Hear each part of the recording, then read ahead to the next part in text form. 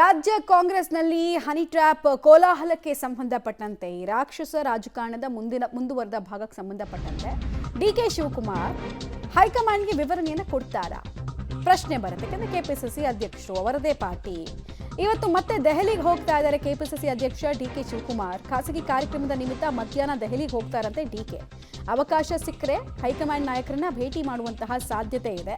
ಮತ್ತೆ ರಾಜಣ್ಣ ವಿರೋಧಿ ಬಣದವರೆಲ್ಲ ಇವ್ರ ಹತ್ರ ಕೂಡ ಕೆಲವು ವಿಚಾರಗಳನ್ನು ಹೇಳಿದಾರಂತೆ.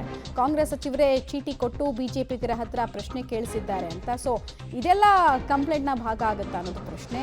ದಾಖಲೆ ಸಹಿತ ಹೈಕಮಾಂಡ್ಗೆ ದೂರು ಸಲ್ಲಿಕೆ ಆಗತ್ತಾ?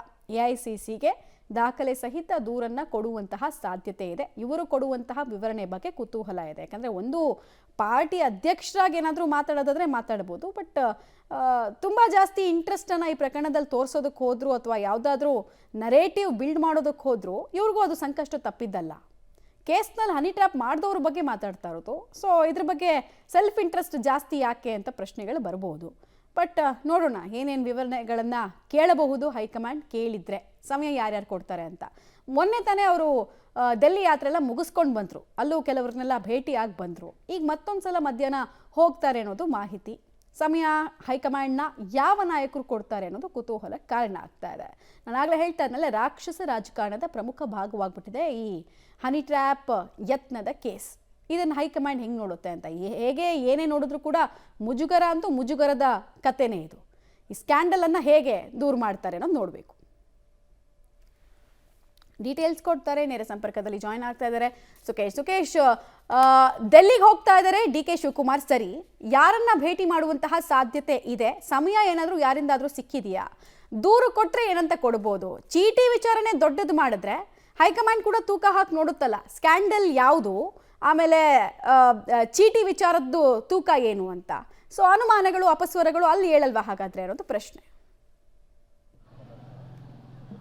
ಮಮತಾ, ಮೊದಲನೇದಾಗಿ ಖಾಸಗಿ ಕಾರ್ಯಕ್ರಮಕ್ಕೆ ಹೋಗ್ತಾ ಇದ್ದಾರೆ ಮತ್ತು ನಾನು ಯಾರು ಹೈಕಮಾಂಡ್ನ ಭೇಟಿ ಮಾಡಲ್ಲ ಅನ್ನುವಂಥ ಮಾತನ್ನ ಸ್ವತಃ ಡಿ ಕೆ ಶಿವಕುಮಾರ್ ಹೇಳಿದ್ದಾರೆ. ಆದರೆ ಸಮಯ ಅವಕಾಶ ಸಿಕ್ಕಿದ್ರೆ, ಏನಾದರೂ ಉಳಿದುಕೊಂಡ್ರೆ ಭೇಟಿಗೆ ಅವಕಾಶ ಸಿಕ್ಕರೆ ಭೇಟಿ ಮಾಡಲೂಬಹುದು. ಯಾಕಂದರೆ ದೆಹಲಿಗೆ ಹೋದಂಥ ಸಂದರ್ಭದಲ್ಲಿ ಬಹುತೇಕ ನಾಯಕರುಗಳು ಹೈಕಮಾಂಡ್ ಭೇಟಿಗೆ ಸಮಯವನ್ನು ಕೇಳುವಂಥದ್ದು ಒಂದು ವಾಡಿಕೆ ಕೂಡ ಇದ್ದೇ ಇರುತ್ತೆ.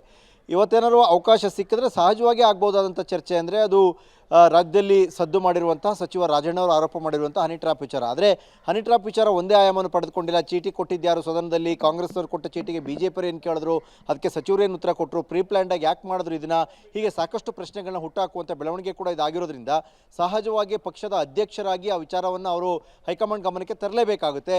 ಹಾಗಾಗಿ ಏನಾದರೂ ಅವಕಾಶ ಸಿಕ್ಕಿದ್ರೆ, ಆದರೆ ಅವರು ಈಗ ಸಮಯವನ್ನು ನಿಗದಿಪಡಿಸಿಕೊಂಡಿರುವ ಪ್ರಕಾರ ಇವತ್ತು ರಾತ್ರಿ ವಾಪಸ್ ಬರಬೇಕಾಗುತ್ತೆ. ಹಾಗೇನಾದರೂ ವಾಪಸ್ ಬರೋದೇ ಹೋದಾದರೆ ಹೈಕಮಾಂಡ್ ಭೇಟಿ ಅವಕಾಶ ಕಡಿಮೆ ಇರುತ್ತೆ. ಅಕಸ್ಮಾತ್ ಕಡೆಗಳಿಗೆಯಲ್ಲಿ ದೆಹಲಿ ಭೇಟಿ ಸಂದರ್ಭದಲ್ಲಿ ಹೈಕಮಾಂಡ್ ನಾಯಕರ ಭೇಟಿಗೆ ಅವಕಾಶ ಸಿಗುತ್ತೆ ಅಂತ ಉಳಿದುಕೊಂಡ್ರೆ ಸಹಜವಾಗಿ ಭೇಟಿ ಆಗ್ಬೋದು. ಆದರೆ ಮಾತ್ರ ಪ್ರಮುಖವಾಗಿ ಚರ್ಚೆ ಆಗುವಂಥದ್ದು ಯಾಕೆ ಇಷ್ಟೆಲ್ಲ ಗದ್ದಲ ಆಯಿತು, ಅಲ್ಲಿ ಪ್ರೀ ಪ್ಲ್ಯಾನ್ಡ್ ಅನ್ನುವಂಥ ರೀತಿಯಲ್ಲಿ ಯಾಕೆ ನಡೀತು, ಅದನ್ನು ಇದರಲ್ಲಿ ಯಾವ್ಯಾವ ಸಚಿವರ ಪಾತ್ರ ಇದೆ, ಈ ಎಲ್ಲ ವಿಚಾರಗಳು ಚರ್ಚೆ ಆಗುವಂಥ ಸಾಧ್ಯತೆ ಹೆಚ್ಚಿದೆ. ಮಮತಾ, ಸುಕೇಶ್, ಇದ್ರ ಬೆನ್ನಲ್ಲೇ ಈಗ ಒಂದು ಫೋಟೋ ಕೂಡ ಲಭ್ಯ ಆಗ್ತಾ ಇತ್ತು. ಅದರಲ್ಲಿ ಸಿಎಂ ಸಿದ್ದರಾಮಯ್ಯ ಜೊತೆಗೆ ಎಐಸಿಸಿ ಅಧ್ಯಕ್ಷ ಮಲ್ಲಿಕಾರ್ಜುನ್ ಖರ್ಗೆ ಅವರು ಭೇಟಿ ಆಗಿರೋದು. ಸಾಮಾನ್ಯ ಸಂದರ್ಭದಲ್ಲಿ ಈ ಭೇಟಿ ಬಗ್ಗೆ ಏನು ವಿಶೇಷ ಅರ್ಥ ಇರ್ತಾ ಇರಲಿಲ್ಲ, ಬಟ್ ಈಗ ಒಂದು ನೊಂದವರ ಗುಂಪೆ ಸೃಷ್ಟಿಯಾಗಿದೆ ಕಾಂಗ್ರೆಸ್ನಲ್ಲಿ. ಈ ಟೈಮ್ನಲ್ಲಿ ಈ ಭೇಟಿ ಸಾಕಷ್ಟು ಕುತೂಹಲಕ್ಕೆ ಕಾರಣ ಆಗ್ತದೆ. ಏನು ಚರ್ಚೆ ಆಯಿತು ಅನ್ನೋದ್ರ ಇನ್ಸೈಡ್ ಡೀಟೇಲ್ಸ್ ಏನಾದರೂ ಸಿಗ್ತಾ ಇದೆಯಾ? ಸುಕೇಶ್, ನನ್ನ ಧ್ವನಿ ಕೇಳ್ತಾ ಇದ್ರ?